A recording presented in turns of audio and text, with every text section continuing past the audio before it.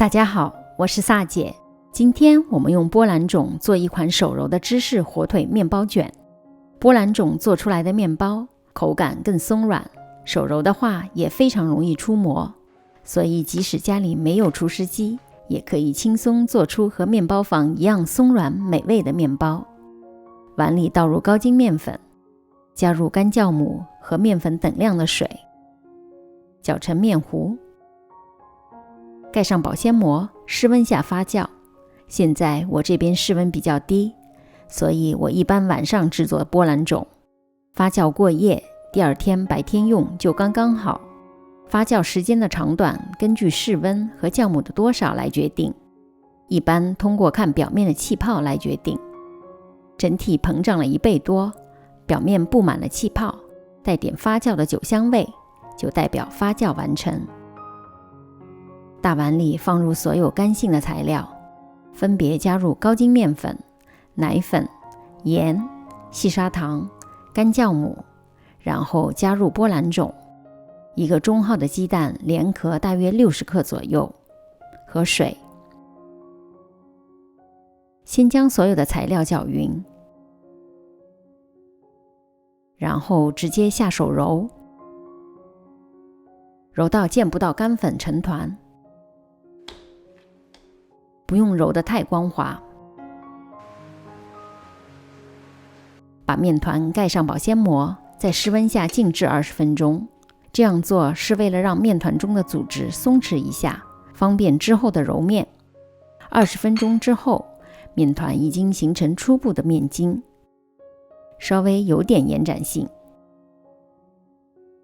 将面团由下至上揉伸，然后再由上至下的揉回来，反复这样大约揉8到10分钟。明显感觉到面团开始不那么粘底了，原本表面粗糙的面团也变得光滑了，就可以加入室温下已经软化的无盐黄油。一按下去，黄油有凹痕，分成一小块一小块揉进面团。可以用搓揉或者摔打的方式。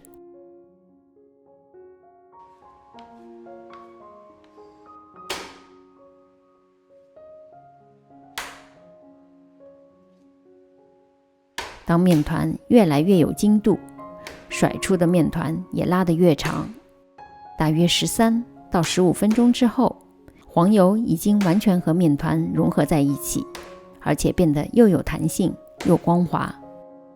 取一小块做手套膜测试，轻轻将面团往4周拉伸，非常的轻薄，即使破了4周也是光滑的。碗里喷一点油，把面团用保鲜膜盖上，在大约25到30度的温暖环境下醒发到2倍大。用手指蘸点面粉戳入中间，面团完全不塌陷，而且内部有丰富的蜂窝组织，就代表发酵完成。不需要揉，将面团分成10小份，每份大约50克。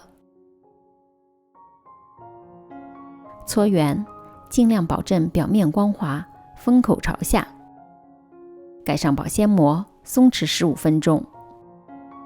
准备好今天要用的火腿片和芝士片，我用的就是这一片片的车达芝士，一片对半开。松弛好的面团更容易整形，光滑面朝下，用手指关节轻轻敲打面团排气，擀成一个椭圆形，宽度比火腿片稍微宽一点。铺上火腿片和芝士片，底部碾薄，方便封口。由上至下的卷起，一边卷一边用双手拇指往内侧推紧一点。